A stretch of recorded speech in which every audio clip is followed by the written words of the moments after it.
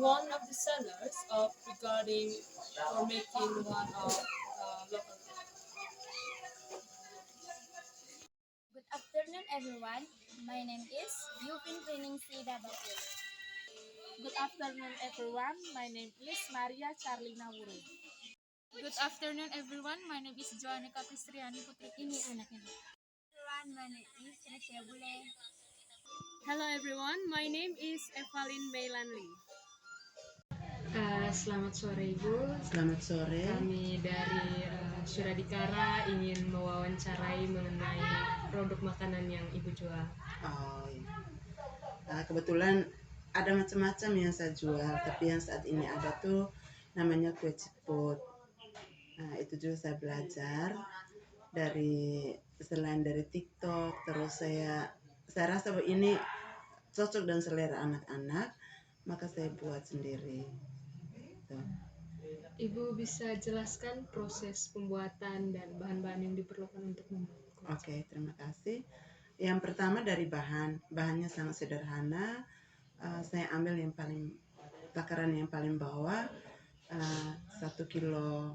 Saya coba pertama tuh dari 1 kilo beras putih, tepung beras, 1 kilo tepung beras, lalu tambah 2 butir telur, tambah gula 10 sendu, lalu soda supaya dia tidak terlalu keras.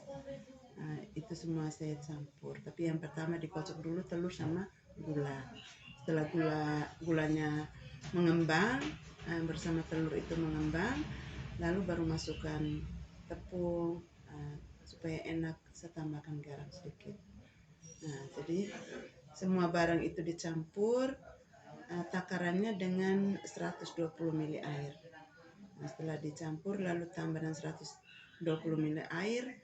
Setelah itu baru kita macam-macam. Kalau mau bentuk tuh, kalau kita bulatkan sendiri menggunakan tangan itu sangat lama.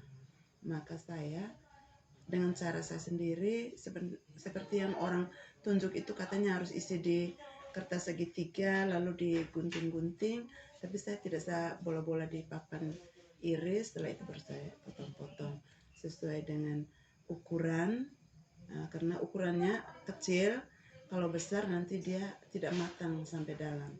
Mengapa dibuat takarannya hanya seperti itu, bulat kecil-kecil?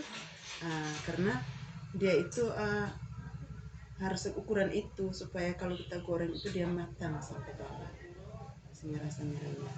Mungkin ada bisa ambil contoh di kios, 1-2 bungkus begitu.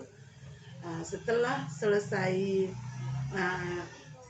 dipotong, itu biar walaupun dia punya bentuknya tidak bulat, tapi sebentar kita goreng itu, pada saat kita bola-bola dia di dalam tepung, di dalam ini apa namanya, apa ya,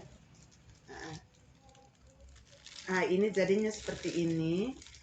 Terus wijen ini kita letakkan di wadah lain, lalu kita baru letakkan guntingan atau potongan adonan ke wijen ini, di wijen. Terus kita pastikan dia sudah terlumur dengan wijen, lalu kita bisa ayak dengan saringan yang kita punya. Kita tinggal simpan di dalam saringan, baru kita goyang-goyang ini. Dengan sendirinya dia akan berukuran bulat seperti ini, ya. Dia memang tidak boleh terlalu besar, karena kalau terlalu besar nanti dia akan mentah di dalam. Kita goreng akan tidak merata. Memang latihan awal agak susah, tapi kalau terus-menerus akan jadi bagus. Kalau takarannya tidak seimbang, misalnya telur kita kurangi, dia akan rasanya beda. Jadi begitu. Tapi sudah 2 kali ya saya buat ya. Itu paling tidak 3 hari, kalau ramai 3 hari sudah habis. Ya. Begitu saja cara pembuatan kue ciput. Bahan-bahannya sangat sederhana, juga proses pembuatannya mudah. Semoga kalian bisa praktekkan untuk pengembangan ekonomi kalian ke depan. Terima kasih Ibu. Terima kasih Ibu. Ya, sama-sama.